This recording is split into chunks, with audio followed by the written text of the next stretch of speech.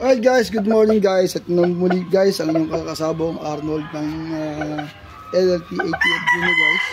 So again guys, so alam niyo naman, flex ko lang na naman ang ating mga materials ito guys sa ating munting mannequin guys. So ngayon guys, as you can see guys, meron tayong hawak na puti dito guys na parang malapit ng matukhang guys dahil pulang-pula guys yung mata guys.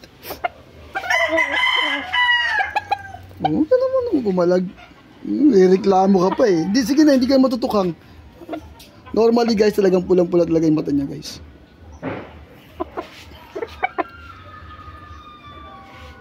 So, pure white siya guys. So, kita nyo naman guys, yung buntot niya kahit na medyo may mga putol-putol. So, makikita naman natin guys na talagang dikit na dikit guys yung buntot niya guys. And then, so pag hinawakan natin ito guys, mapipil nyo talaga guys yung yung bukan ng kanyang katawan guys. Kitang-kita naman natin guys, napakalapad guys, diba? So yung pakpak niya guys, kita nyo naman guys, ang usli. Parang gusto nang ibaga sa kalapati, parang gusto nang pumitik. So guys, guys, ang bloodline nito guys ay ito yung ating white kelso guys. So of course, nakwerte ko guys sa ating kaibigan guys na trusted natin guys, so legit naman talaga na ano. So line lang to guys, line. So F1 ng kanyang F1 ng Bibo Enriquez na class A. Naman guys, oh. And FYI guys, so itong breed na to guys ay nabreed na namin ng aking kaibigan guys, si Paring Bernie. Shoutout kay Paring Bernie. Nasaan na ba yun? So, ang result naman, okay naman. May nakapasa naman din sa ano. Wala pa naman tayo natalo guys, pero yun nga, may nakapasa na tayo sa exam. Mamaya ipipakita ko sa inyo guys, papakuha ko guys. Okay. Kaya lang, lumabas yung mga anak nito guys, hindi siya purong white. Parang naging sinibalang siya kasi kindorse natin sa ating endorse sa sweater. So, sweater, Kelso sweater na. Kelso over sweater guys, sa 5K lang guys. So, pakikita ko sa inyo guys. Oh, pikit-pikit ka. Nanto ka pa? Yan guys, kita mo naman guys. Yung mata guys, oh. Diba? So, medyo yung palo niya guys, itikam to guys eh, kaya lang medyo tumatakip dati, kaya kinat ko lang na ganun guys. Kasi mas maganda rin na broodcock talaga guys yung merong ano, may palo pa, para maganda talaga yung lamang ang sabi lang ha, lamang doon lalaki. Pero syempre yung mga matatandang mananabong na nakausap natin guys, kasi compare sa kanila, mas bata tayo sa kanila, so naniniwala tayo guys.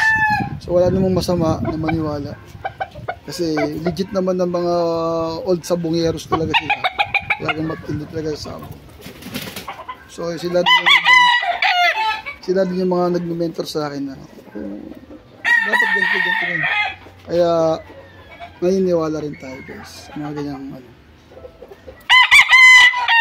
So guys, ito naman guys yung naging anak nito guys. Option nito. Pinanalo namin guys sa aming pinag-champion namin guys sa 2 hits ulutan guys. Teka lang guys, pwede guys.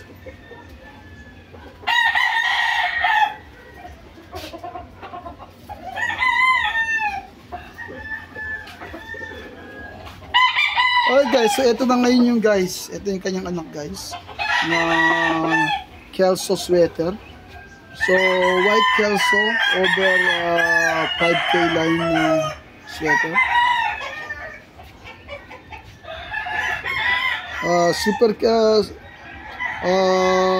Super sweater. Sorry po, super sweater.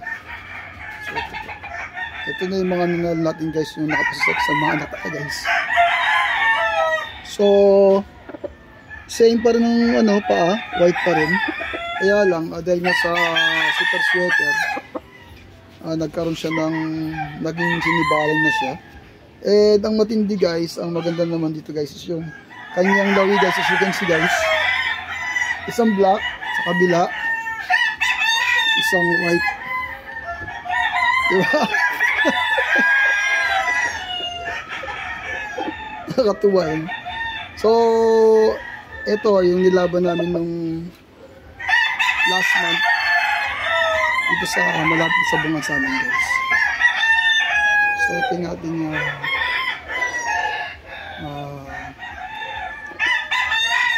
white kelso. Pero normally, guys, based din sa ibang mga video na napanood ako, coming from B-Boy special mention, talagang may lumalabas din ganito na parang katang na typewriter, parang gano'n na parang nagsisinibalang. Pero ito, guys, typically talagang cross to sa super sweater, kaya nagkaroon ng nagsisinibalang siya. So yung mga kapatid naman yung babae, may tatlong kapatid na babae ito, guys. So almost white naman sila, guys. Hindi naman ganito karaming pagiging sinibaling niya. So almost white din. And FYI, guys, yung broodcock ko na super white kelso, ibinalik ko na sa anak niya. Kasi nga, para ma-save ko yung kanilang lahi, guys. So, in the future, kasi siyempre, mali natin, di ba? So, meron na tayong ongoing na pinapalimbin ng boss na. Yun na natin, back to father. Then, after that, yung anak naman nun, back to lolo naman. So, yun na yun. Para makakuha tayo ng ibalik sa original na lahi, guys. So, super sweater, white kelso. Alright, guys, so hanggang sa muli, guys. Maraming salamat, guys. And please wait for another video regarding sa isa nating broodcock, guys. Alright, guys, so again, guys, I want to invite you all, guys, friends and mga kasabong, please like and subscribe my YouTube channel, guys. Buhay OFW, Arnold Facalde, guys, ng LLP ATF. Hanggang sa muli po, paalam.